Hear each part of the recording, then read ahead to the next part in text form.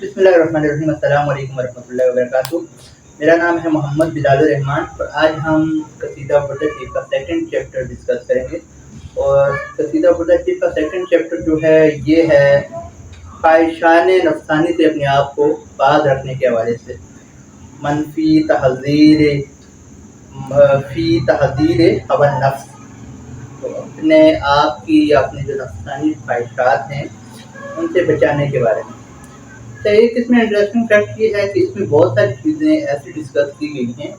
कि जो आजकल हमारी साइकोलॉजी में जो टर्म्स हैं उनसे रिलेट करती हैं। और टर्म्स डेफिनेटली साइकोलॉजी की अलहदा हैं, इस्लामिक टर्म्स या कसीदा शरीफ में जो अरबिक टर्म्स ये मुख्तलिफ हैं, लेकिन इंसानी नफ्स अम्मारा के हवाले से इसमें डिस्कस किया गया है। और अगर हम कुरान मजीद का मुताला करते हैं तो कुरान मजीद में जो इंसानी नफ्स है उसकी 3 अक़साम डिस्कस हुई हैं। एक नफ्स अम्मारा है और ये 13वें पारे की पहली आयत अगर आप पढ़ते हैं तो उसमें यूसुफ अलैहिस्सलाम कहते हैं कि मैं अपने आप को पाकीज़ा साबित नहीं करता। जो नफ्स अम्मारा है वो बंदे को बुराई का हुक्म ही दिया करता है। अगर हम इसको मॉडर्न साइकोलॉजी से रिलेट करें तो नफ्स अम्मारा को हम इड कह सकते हैं। जो फ्राइडियन थ्योरी है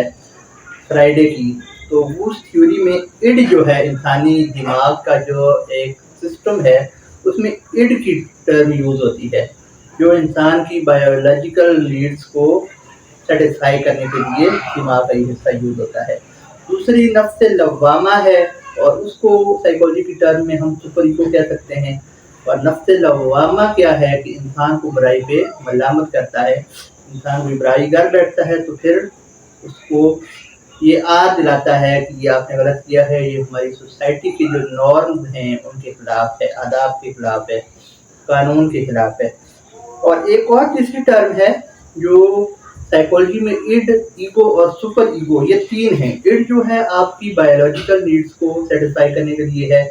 और ईगो जो है वो इड का मॉनिटर उसको कह लें।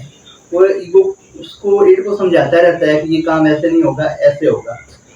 जबकि इड जो है वो बच्चे की तरह जिद करता है, उसमें सेंस कोई नहीं होती,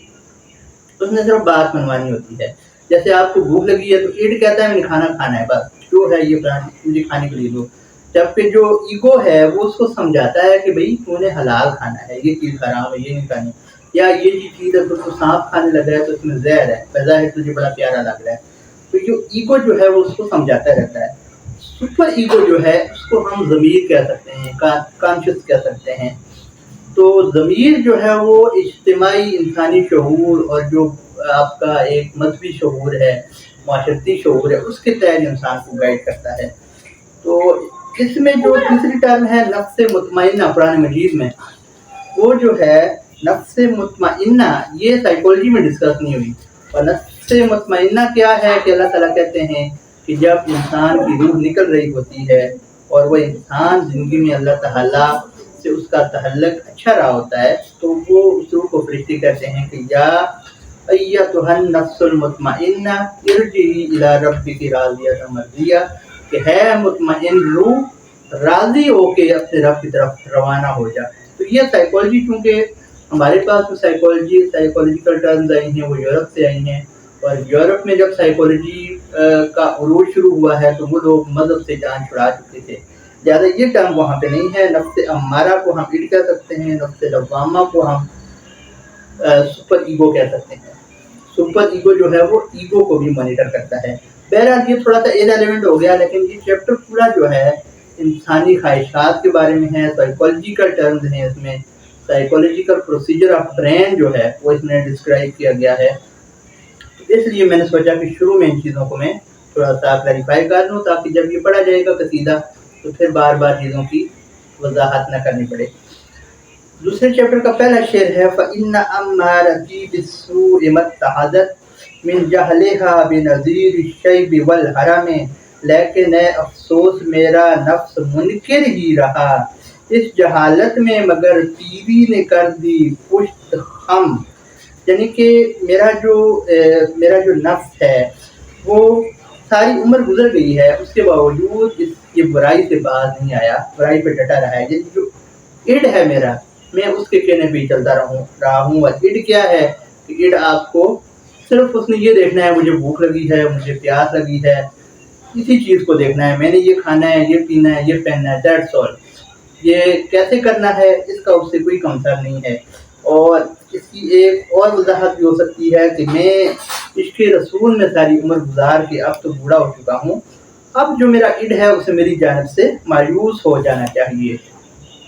ولا احدت من الفہل الجمیل کرا ضیف علم برأسی غیر محتشم، میں نے پیری کا نہ استقبال عزت سے کیا، ہاں مگر مہمان پیری کا بڑا تھا محتشم، یعنی بڑھاپا بھی مجھ میں آ گیا، جب میں بوڑھا بھی ہو گیا ہوں تو میں نے کوئی اس کا خاص استقبال نہیں کیا جو اس کے شایان شان ہو، اور میں نے کوئی ایسے اعمال نہیں کیے کہ میں اپنی آخری عمر کو اچھے طریقے سے ویلکم کروں۔ لو كنت احلم انی ما افکرہ کتمت سرا بدالی منہ بالکتم، گر سمجھتا کہ نہ عزت کر سکوں گا اس کی میں، ڈھانپ لیتا میں خزابوں سے سفیدی کا بھرم، یعنی کہ اگر مجھے پتا ہوتا کہ میں بڑھاپے میں نیک اعمال نہیں کر سکوں گا تو میں اپنے بالوں کو کلر کر دیتا، کسی کو فیل نہ ہوتا کہ میں بوڑھا ہو چکا ہوں۔ خضاب عربی میں کلر کو کہتے ہیں، کوئی بھی کلر ہو، لازمی نہیں کہ وہ بلیک ہو۔ اور یہ بڑا زبردست شعر ہے، ملی برد جماح من غوایتها کما یرد جماح الخیل بالنجم، کون روکے نفس سرکش کی جوانی کی امنگ، ہاں بڑھاپا ڈالتا ہے اس کے منہ میں کچھ لگم۔ یہاں اس شعر کے لیے اور یہاں سے آگے جو مضمون ہے اس کے لیے میں نے ساری تمہید عرض کی تھی کہ اڈ جو ہے،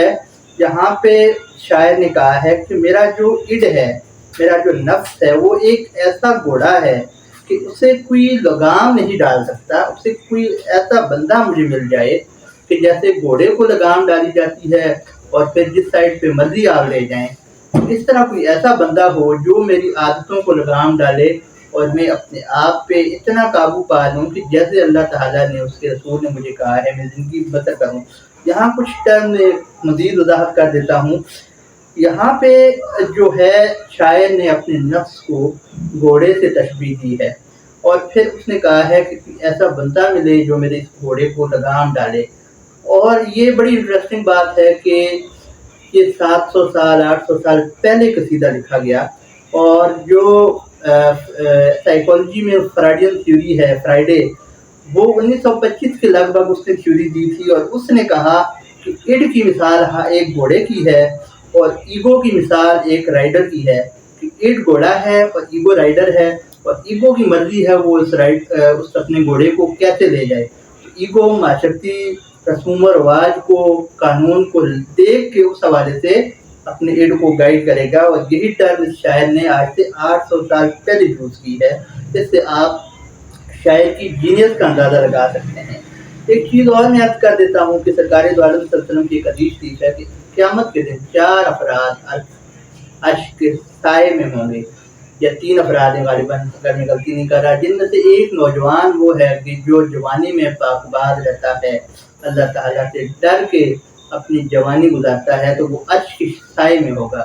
پھر اسی طرح ایک عادل حکمران ہے۔ تو اس میں شاعر نے روحانی تربیت کے حوالے سے بات کی ہے کہ کوئی میرا مرشد ہو، کوئی استاد ہو جو مجھے گائیڈ کرے۔ اور جو صوفیاء لکھتے ہیں کہ اگر کوئی شخص چاہتا ہے کہ مجھے کامل مرشد مل جائے تو قصیدہ شریف کا یہ شعر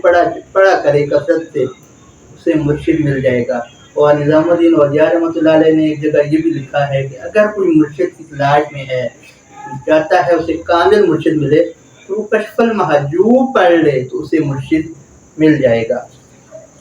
نیکسٹ شعر ہے، اور ایک اور اس میں ٹرم عرض کروں، حضرت بایزید بستامی رحمۃ اللہ علیہ نے فرمایا تھا کہ جس کا کوئی استاد نہیں، جس کا کوئی شیخ نہیں،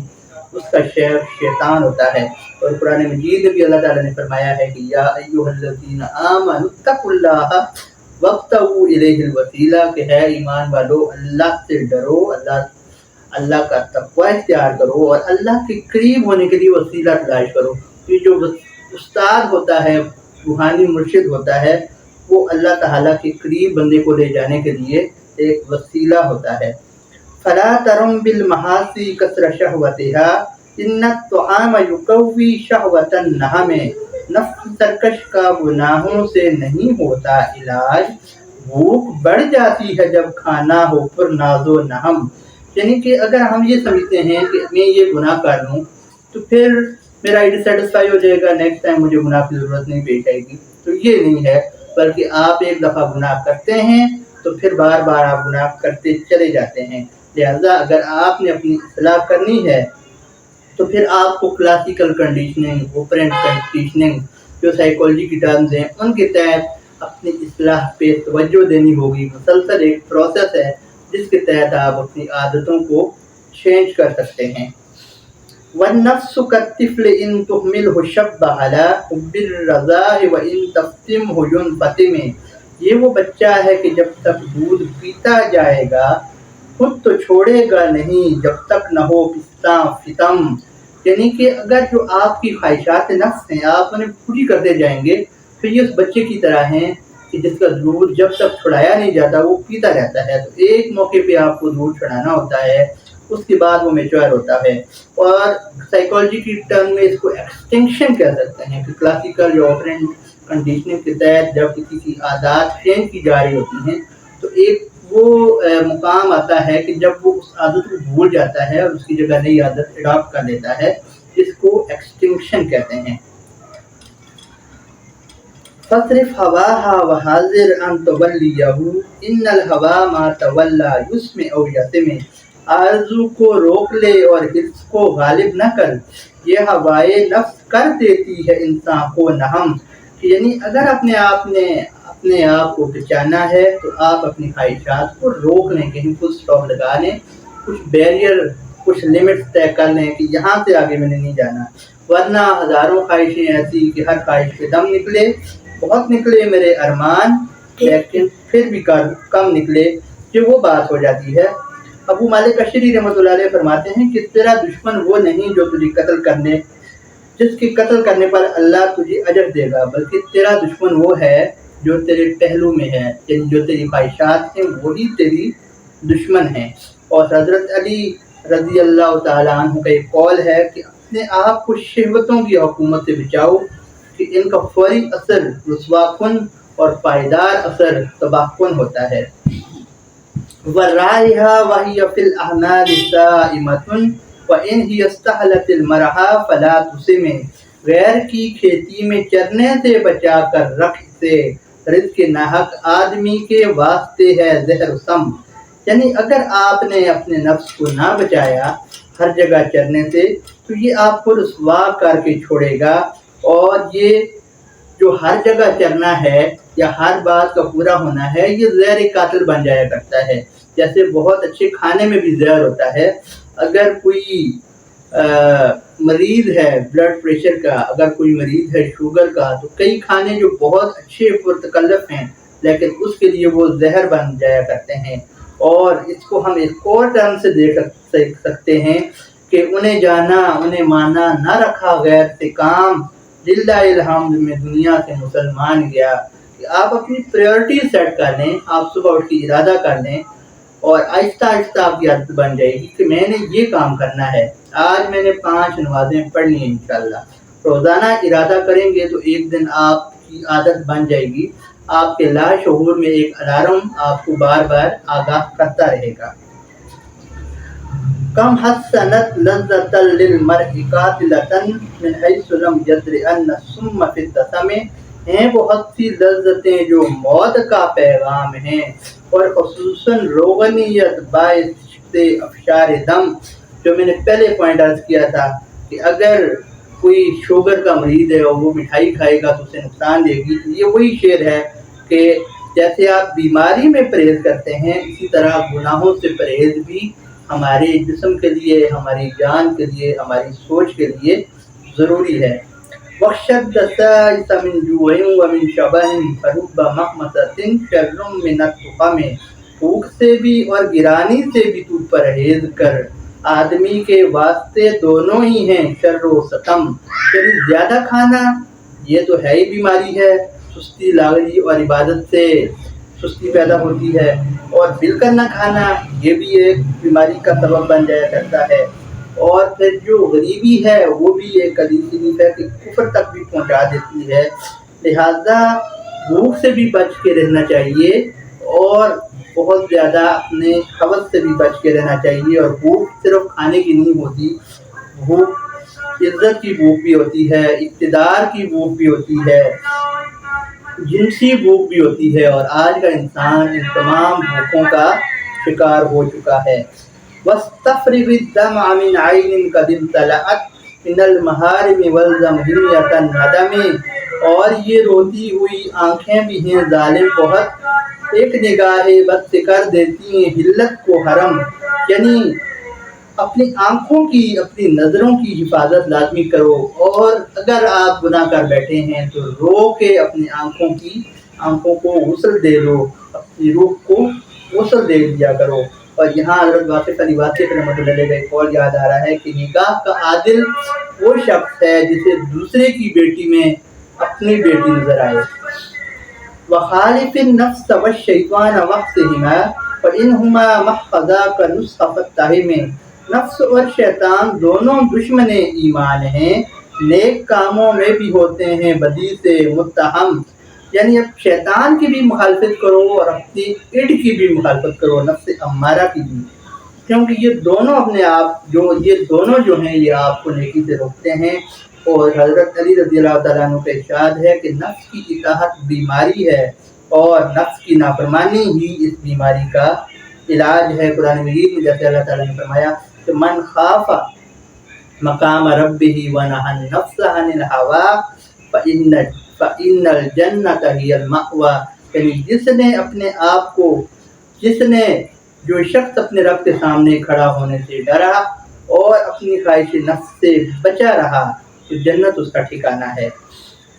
وَلَا تُطِعْ مِنْهُمَا خَصْمًا وَلَا حَكَمًا فَأَنْتَ تَعْرِفُ كَيْدَ الْخَصْمِ وَالْحَكَمِ،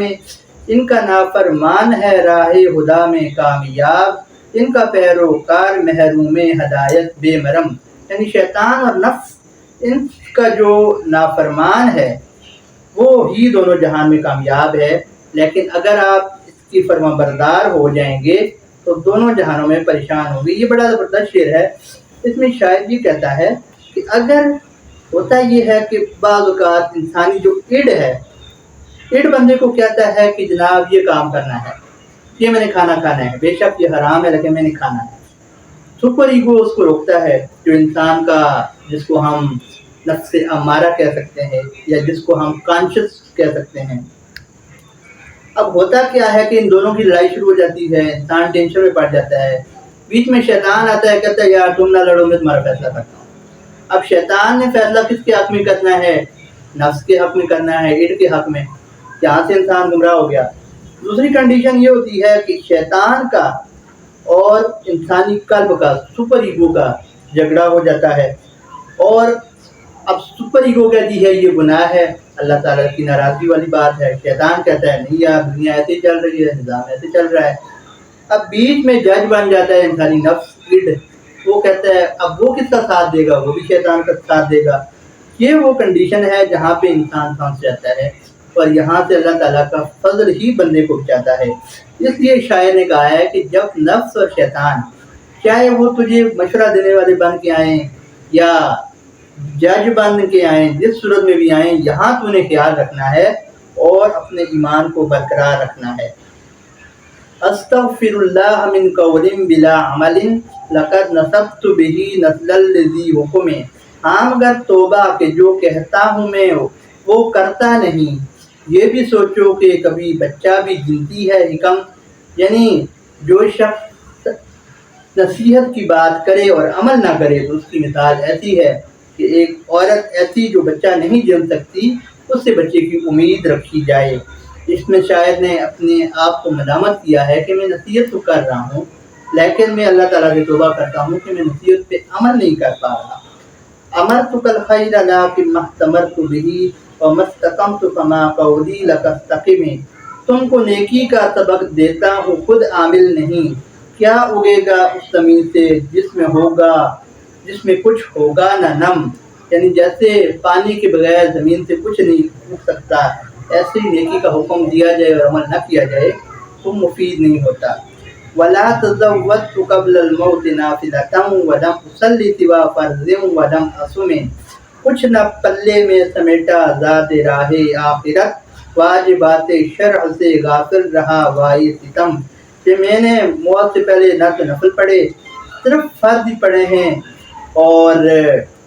ना मैंने फ़र्ज पढ़े हैं और ना रोज़े रखे हैं, तो फिर आगे आखिरत में क्या होगा। और एक कज़ूका की हदीस भी है कि एक बंदा अल्लाह ताला का कुर्ब जब चाहता है तो वो फ़राइज़ से अल्लाह ताला का कुर्ब हासिल करता है, फिर वो नवाफिल में जाता है, मज़ीद करीब होता है। तो ये आज हमारा दूसरा चैप्टर था। ये थोड़ा टेक्निकल चैप्टर था और इसलिए मैंने इसको साइकोलॉजिकल टर्म से रिलेट कर दिया, और क्योंकि ये टर्म्स अभी आजकल तो यूज़ हो रही हैं, हमारे आज के स्टूडेंट बड़े लिखे लोग इन टर्म्स को जानते हैं, लेकिन जो हमारा इस्लामिक लिटरेचर है उसमें एक नफ्स की टर्म ऐसी है जिसमें हम परेशान हो जाते हैं। तो ये नफ्स और रूह आप यही समझ लें कि इंसान का जो जिस्म है, और फिर इंसान को जो माइंड है, माइंड का जो स्ट्रक्चर है उसमें आपका कॉन्शियस, सब कॉन्शियस, और उसके अलावा जो कहते हैं कॉन्शियस भी है, सब कॉन्शियस और अनकॉन्शियस। अब इनकी जंग चल रही होती है, और यही जंग, इसको हम दूसरी टर्म में इड, ईगो और सुपर ईगो की जंग कह सकते हैं। और इसी को जो हमारा इस्लामिक लिटरेचर है उसमें नफ्स की जंग और नफ्स अम्मारा की जंग और रूह और कल्ब की जंग से ताबीर किया गया है। अगर कोई क्वेश्चन हो तो आप कमेंट में पूछ सकते हैं। नेक्स्ट चैप्टर हमारे इंशाल्लाह सीरत के होंगे, मज़ीद इंटरेस्टिंग होंगे। अल्लाह ताला आप सबको खुश रखे। अस्सलाम वालेकुम रहमतुल्लाह।